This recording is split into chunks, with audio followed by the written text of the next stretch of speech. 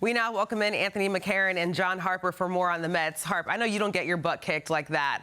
Really, I know you do. Anthony, I don't think you do either. It's been a while. That was a rough game for the Mets. Anthony, what are your thoughts on Peralta's outing?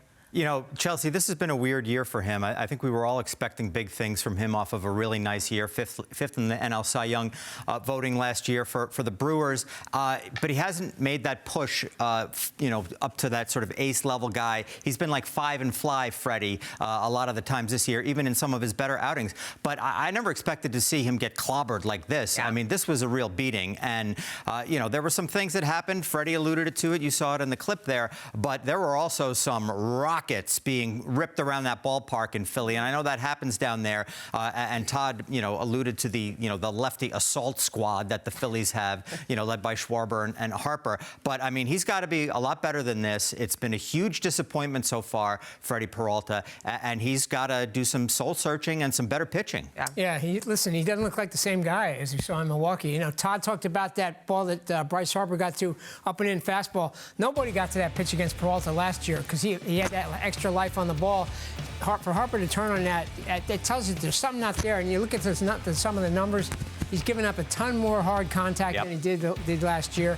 And he does not get in the strikeouts or the swing and misses that he got last year. So the velo is the same pretty much, but he doesn't have that extra life on the ball that kind of separated him when he was getting all those chases up in the zone. So I don't know. I don't know what it is. He's not. Obviously, he's making too many mistake pitches too, but he's not the same guy. So why do you think he's underperforming though? Like, what do you allude that to? I think it's too many mistake pitches in the zone, and then I think there's something missing in terms of that. Maybe just. I mean, he's only what 30 years old or so, but there's something missing in terms of that late life in the top of the zone. I don't know if it's just a matter of mechanics, or he's got to figure that out.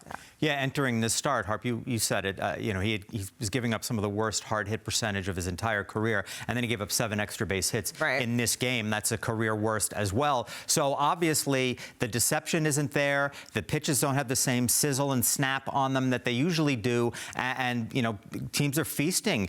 You know, he's usually good with runners in scoring position too. In fact, he took some good numbers into the game as well with that, and his the average against him with runners in scoring position went up from 167 to 210 in this game against the Phillies. So you know that this was a rough one. So Anthony, do you still have faith that he can get back on track, especially after an outing like this?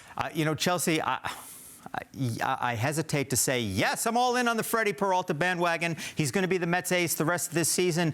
You know, but the fastball, even though he's given up the hard contact, it's still a good pitch. He's still, you know, his velocity is a little bit down, but it's still his bread and butter. And I feel like he can figure something out going forward here to at least be 5 and fly Freddy that we've known so far this season. I don't know, Harpy, are you out? Yeah, what do you think, Harp? I mean, listen, he's got the stuff to be a winning pitcher, but he's not putting it all together for whatever reason. So if he turns it on, if he's going to be a good pitcher, he's got to turn it on pretty fast. Otherwise, he's going to be doing it for somebody like the Brewers or the Dodgers, or somebody's going to trade for him. Well, and where's his trade value going if he's pitching like this, too, which is something that the Mets should be very concerned about. Well, right now, that's the biggest thing they got for him is his trade value, but that's going in the tank as well.